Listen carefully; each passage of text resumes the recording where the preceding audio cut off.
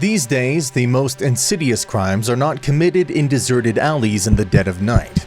You have to be on your guard, even while at home or having a cup of tea and a nice chat with a friend. Sometimes a stranger lurking in the dark around the corner is not the only threat. Once in a while, it could be the one who gained your trust, the one you took a liking to.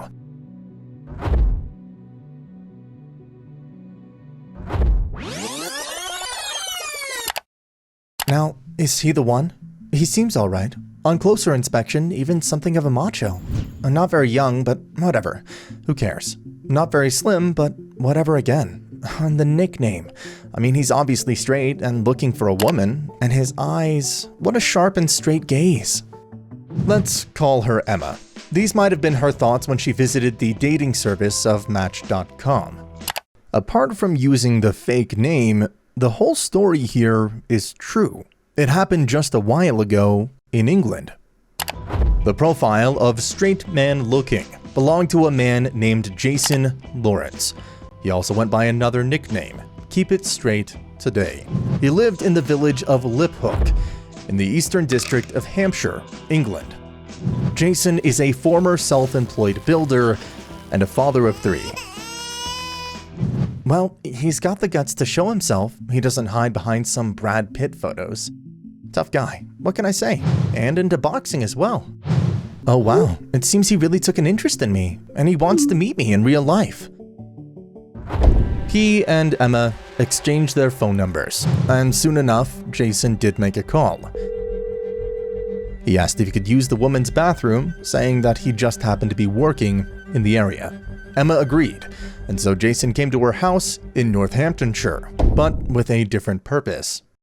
The straight man turned out to be too straightforward. Later in court, Emma's words to Lawrence would be cited. "No, I don't want this," she kept saying. But the response was stern. "Shut up, it's going to happen anyway." And then he raped her. After that, straight man looking was calm enough to go upstairs and take a shower. It happened in 2012. By then, Jason Lawrence has been contacting women on Match.com for 3 full years.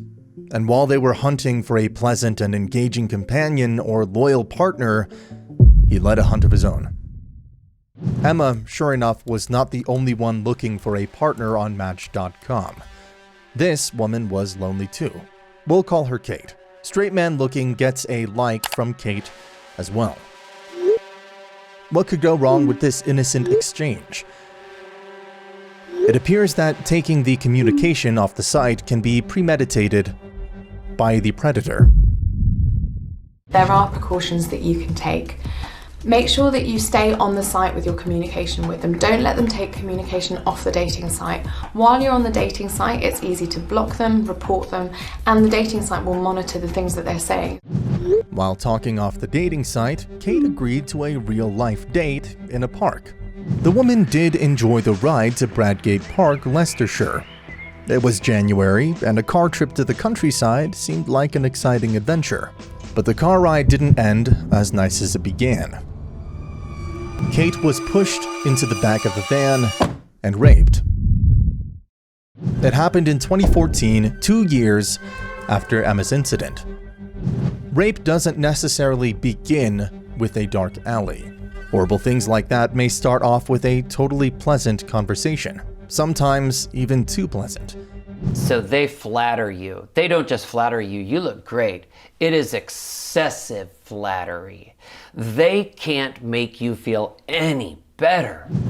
In fact, psychopaths can be very skillful at flattering and admiring you. It often happens that during the first meeting or early on in a conversation, they ask you very personal questions and make you believe they are really interested in you. And then they make you feel you're the only one, unique, the best. Katie Morton, a mental health specialist, explains that it's not easy to spot a sexual predator right away. First, they choose a vulnerable victim, then gain their trust, and then they move on to the third stage. Predators manipulate you with flattery, shower you with attention, and promise to give you anything you want. The third stage is becoming important to the child or adult and giving them something that they need. This could be through manipulation, by telling the person that they're the only one that understands them and they're the only one that can help them. Sean Smith, the prosecutor at Lawrence's trial, stated that he indeed chose vulnerable, naive, and lonely women. And women, whether they're naive or not, often take fancy to tough guys. Jason Lawrence was into amateur boxing. One of his acquaintances mentioned it to the press that Jason was known as the toughest boy in his year. "You don't pick a fight with him," he added. The man did not want to be named. Lawrence knew how to use his fists, but also his fingers. In 2009, he joined Match.com and started communicating with thousands of women. That, too, was the year his first rapes took place. During 2011, 12, and 13, Straight Man was adding new horrible trophies to his collection of crimes. We don't know much about these incidents, only scraps. A typical psychopath, Straight Man never cared about his victim's feelings. He even texted one of the victims after attacking her, apologizing for hunting her, and saying, quote, "When you were crying out for me to stop, I couldn't. I'm so mad at myself. XXX." In 2014, Straight Man was lucky enough to marry one of the women he met on the dating site. Her fate is unknown to the public, but Straight Man clearly wasn't interested in family life. The very same year, he produced a vast plume of crimes. Jeremy Becker, the judge who later presided over the trial, described Lawrence's actions as a campaign of rape. Quote, "Each of the women you raped or otherwise sexually abused were also mature, intelligent individuals who were looking for companionship and intimacy, whilst the only thing that you were looking for was sexual gratification." Pretty soon after the wedding in 2014, Jason met his next victim. Let's call her Jane. No matter if Jane was naive or not, she wanted intimacy too. He reassured her repeatedly that he'd had a vasectomy. That's why she shouldn't worry about pregnancy. The woman agreed to unprotected sex. Jason left at night. The following morning, Jane got a message. "I have a confession. I'm still fertile. Sorry." Jane took emergency contraception, but got pregnant anyway, so she had to resort to abortion. Later, Jason passed his actions as just banter. It was only in 2016 that Lawrence got arrested, though not by virtue of a victim's accusations.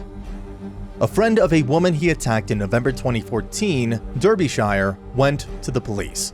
Detective Chief Inspector Alison Rigby from Derbyshire Police said these women were looking for companionship, and instead what they found was a man who was willing to commit serious sexual offenses against them.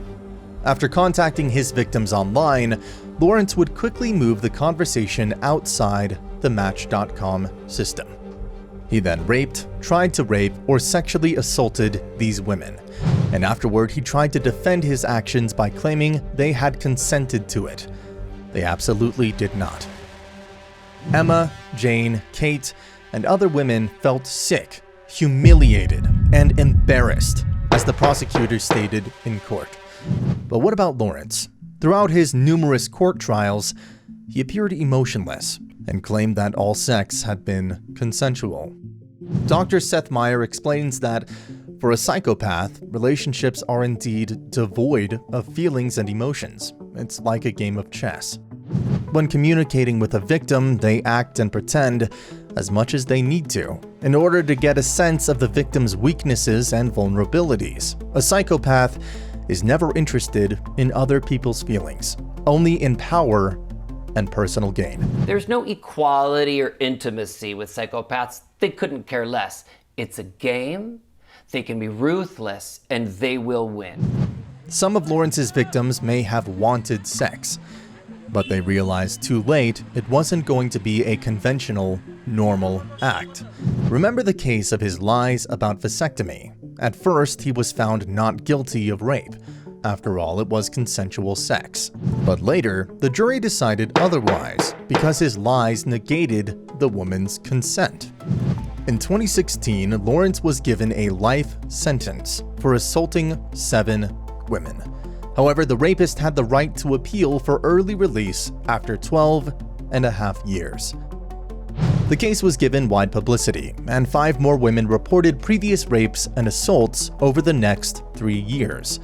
Another trial followed, and Jason Lawrence received another 2.5 years in prison. It turns out that even before the case went to court, one of the victims had asked Match.com to block his profile, but to no avail. According to the website's management, they couldn't do it because he, quote, hadn't sent any abusive messages. Lawrence contacted the women in private, via phone, text messages, or other apps, and so the rapist's profile on Match.com remained. The majority of people that you meet on dating apps are fine. The problem is that, at first sight, a psychopath may seem normal as well. Just keep in mind that, on the other side of the screen, anyone can be waiting.